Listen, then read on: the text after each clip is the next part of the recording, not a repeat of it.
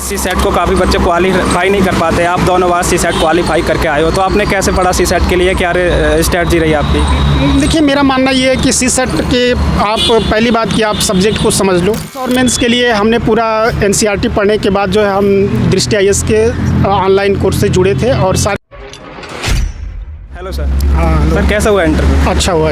कौन सा अटैम्प्ट था आपका? मेरा सेकंड अटैम्प्ट है। इंटरव्यू कौन सा था? इंटरव्यू सेकंड अटैम्प्ट है। सर, तो आपका ऑप्शनल और माध्यम क्या था? ऑप्शनल हमारा political science and international relation था और माध्यम हिंदी था। ओके सर, थोड़ा अपने बारे में बताइए, आपका नाम क्या है और एजुकेशनल बैकग्राउंड? जी, मेरा नाम सुजीत कुमार है।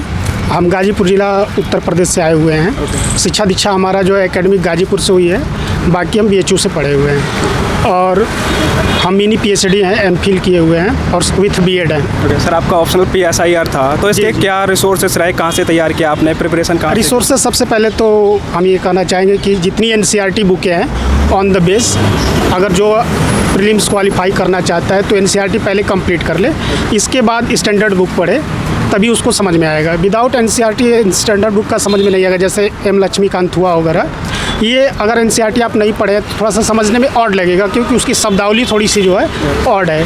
तो पहले आप जो है एनसीईआरटी को कवर कर लीजिए, इसके बाद जो है स्टैंडर्ड बुक पढ़िए। हाँ सर, बात करें आपकी प्रिपरेशन की, तो आपने कोचिंग का सहारा लिया है सेल्फ स्टडी की?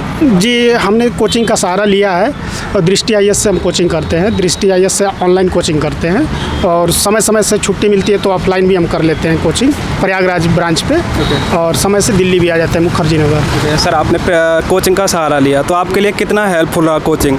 मेरे लिए प्रीलिम्स में भी अच्छा रहा, क्योंकि हम बहुत लंबे समय के बाद तैयारी शुरू किए। हम जो है काफ़ी मिनी पीएचडी करने के बाद मुझे ऐसा लगा कि नहीं, करना चाहिए सिविल सेवा सर्विसेज की तैयारी। तो हम लेट ज्वाइन किए, इसलिए हमने कोचिंग का सहारा लिया और हम फर्स्ट अटैम्प्ट में ही जो है कि हम 2020 बैच में सिलेक्टेड हो गए थे इंटरव्यू के लिए। इंटरव्यू में आए थे, लेकिन चूंकि इंटरव्यू में सिलेक्शन नहीं हो पाया था, इसके बाद फिर सेकंड अटैम्प्ट ये मेरा है। सर, आपने बताया सबसे पहले एनसीईआरटी करनी है, तो एनसीईआरटी बहुत सारी हैं, कौन कौन सी इंपॉर्टेंट है और आपने कौन कौन सी पढ़ी? एनसीईआरटी मेरे हिसाब से कोई भी एनसीईआरटी आप पढ़िए, सारी एनसीईआरटी के लगभग सिमिलर है। और लेकिन थोड़ा सा उसमें भी स्टैंडर्ड हो तो ठीक हो, शब्दों का थोड़ा सा आप समझ सकते हैं, आप पढ़े लिखे लोग भी हैं, शब्द को पहचानने की तरीका जो है। और हम तो बेसिक जो है इस एनसीईआरटी से ही पढ़ते हैं, जो हिंदी मीडियम्स हैं 6 से लेकर 12 तक एनसीईआरटी कवर किए थे।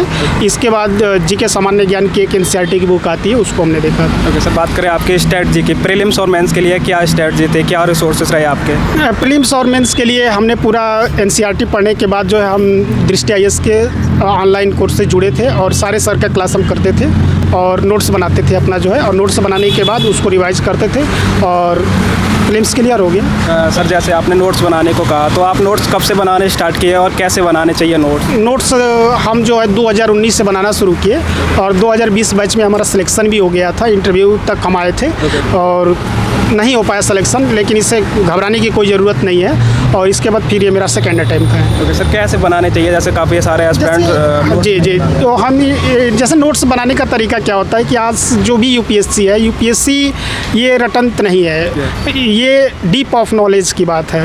ये गहराई नॉलेज आपको रहेगा तभी आप लिख पाएंगे, क्योंकि ये अंडरस्टैंडिंग बेस हो गई है, इसका कंप्रीहेंशन बेस है।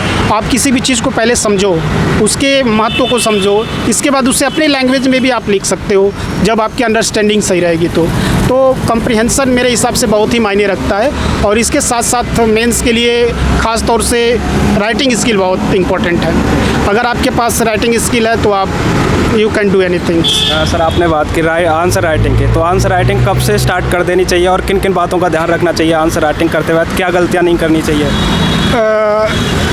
अकॉर्डिंग टू मी, मेरे विचारधाराओं से ये है कि जब आप समझ लीजिए प्रीलिम्स का पेपर देने के बाद कि प्रीलिम्स में लगभग मेरा 72 है, क्वालिफाई हो जाएंगे, ऐसे तो अनुमान हो ही जाता है पेपर देने के बाद। तो आप 2-4-5 दिन आप आराम कर लीजिए, रेस्ट ले लीजिए, बहुत ज़्यादा उसमें माइंड से लेने की ज़रूरत नहीं है, क्योंकि यूपीएससी इंजॉय के साथ पढ़िए। बहुत प्रेशर लेके पढ़ेंगे तो आप सक्सेस नहीं हो पाएंगे। 5-6 दिन रेस्ट कर लीजिए, घूम फिर लीजिए, इसके बाद आकर के आप तुरंत आंसर राइटिंग 2-4-10 साल का प्रीवियस पेपर ले लीजिए, क्वेश्चन के मॉडल्स को समझ लीजिए और आंसर राइटिंग करना शुरू कर दीजिए। सर आपने पिछला इंटरव्यू दिया था और इस बार भी दिया है, तो दोनों का कंपैरिजन किया जाए तो मतलब कितना डिफरेंट था और कैसा एक्सपीरियंस था आज के का? एक्चुअली जब हम 2020 बैच में आए थे इंटरव्यू देने के लिए, तो it was my first attempt for interview. तो on that time there was lots of hesitations, but now we can say that I have some experience about communication skill. हमने कम्युनिकेशन स्किल पर भी कुछ काम किया और इसके बाद बाय प्रोफेशन हम एक टीचर हैं। तो इस बार मुझे बहुत पिछले के अनुसार इस बार बहुत सहजता महसूस हुई और इस बार मेरा बोर्ड भी ठीक था। सर बात करें कैसा माहौल था रूम का और बोर्ड कौन सा था? बोर्ड मेरा जो है 24 स्तर का बोर्ड था और एटमॉस्फेयर रूम का अच्छा था। मॉक इंटरव्यू से सही था। मॉक इंटरव्यू में ऐसा लगता था कि क्वेश्चन का दबाव रहता है, लेकिन यहाँ पर ऐसा लगा कि क्वेश्चन का दबाव नहीं है, बिल्कुल गुड कंडीशन था कह सकते हैं। एटमॉस्फेयर भी अच्छा था, वेल एटमॉस्फेयर था और बाकी हेड चेयर भी और सारे लोग बहुत अच्छे से कम्युनिकेशन किए। इसके लिए हम टीम को भी, अपने बोर्ड को भी धन्यवाद देंगे। सर बात करें जाए सी सेट को काफ़ी बच्चे क्वालिफाई नहीं कर पाते, आप दोनों बार सी सेट क्वालिफाई करके आए हो, तो आपने कैसे पढ़ा सी सेट के लिए, क्या स्ट्रैटेजी रही आपकी? देखिए मेरा मानना ये है कि सी सेट के आप पहली बात कि आप सब्जेक्ट को समझ लो कि आपका कौन सा पोर्शन वीक है। जैसे आपका जीएस हो गया, रीजनिंग हो गया, मैथमेटिक्स पोजीशन हो गया, तो मैथमेटिक्स में देखो अगर आप ठीक हो तो उस पर थोड़ा काम करने की कम ज़रूरत है। रीजनिंग भी आपका ठीक है तो उस पर काम करने की कम ज़रूरत है। लेकिन जो सब्जेक्ट आपका बहुत ज़्यादा वीक है, जिससे आपका 2-3 क्वेश्चन गड़बड़ हो जाने से आपका सी सेट क्वालिफाई नहीं होता है, तो हमारी ये विचार है कि आप उस पर फोकस करिए, ताकि 1-2 क्वेश्चन से अगर आपका सी सेट क्वालिफाई नहीं होता है तो सारा चीज़ बेकार हो जाता है। तो सी सेट के लिए मेरे समझ से रीजनिंग और मैथमेटिक्स और साइंस के पोर्शंस को अगर आप थोड़ा सा भी बढ़िया से ध्यान दे देंगे तो क्वालिफाई हो जाएगा। सर आपका माध्यम हिंदी था, तो आपको कहीं हिंदी माध्यम में ऐसा लगा कि रिसोर्सेज की कमी है या फिर यूपीएससी भेदभाव करता है हिंदी माध्यम के साथ, कहीं ऐसा लगा आपको? नहीं, मुझे तो ऐसा विशेष, हाँ रिसोर्सेज की कमी है ये हम कह सकते हैं, क्योंकि फर्स्ट टाइम जब हम सेलेक्ट किए थे, यूपीएससी का फॉर्म फिलअप किए थे, तो हमारा मीडियम इंग्लिश था। तो इंग्लिश में हम कह सकते हैं कि लॉट्स ऑफ रिसोर्स है, बहुत आपके इंटरनेट पे भी ऑलरेडी पड़े हुए हैं, लेकिन हिंदी माध्यम में थोड़ा सा रिसोर्स की कमी है। परंतु यदि आप ठान लोगे कि नहीं हमें I have to do this, तो मेरे समझ से सब ठीक है।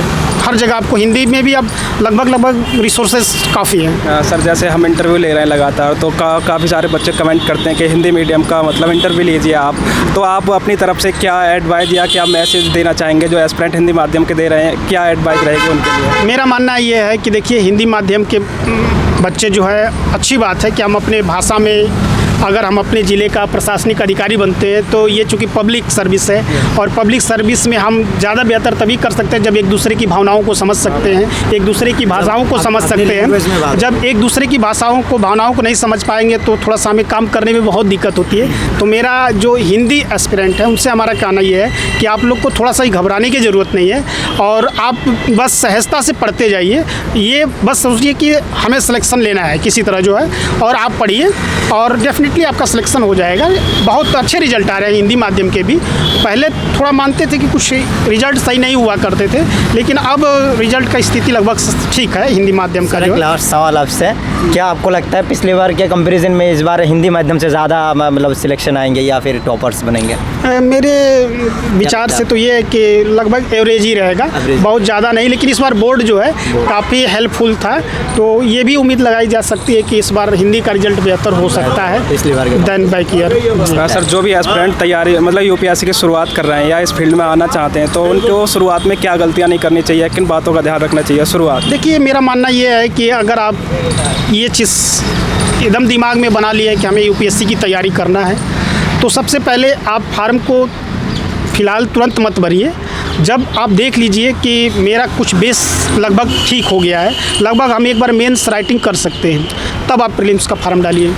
ऐसा नहीं है कि आप अपने अभी दिमाग में आपका आइडिया आया कि हमें यूपीएससी का भाई फार्म को भरना चाहिए, हमें कंपटीशन देना चाहिए और तैयारी आपका कुछ है नहीं, तो मेरे समझ के हिसाब से यूपीएससी की जो लैंग्वेज का लेवल होता है काफ़ी स्टैंडर्ड होता है, उसको समझना थोड़ा दिक्कत होता है। तो 1-2-4 साल तैयारी, 2 साल कम से कम जो है, अगर आप मेरे हिसाब से अगर 2 साल मेहनत कर देंगे तो क्वालिफाई हो जाएंगे, मेंस भी क्वालिफाई हो जाएंगे, इंटरव्यू भी। क्योंकि हमने 2019 में शुरुआत किया था अगस्त महीने में, और हम 2020 में सिलेक्टेड भी हो गए थे।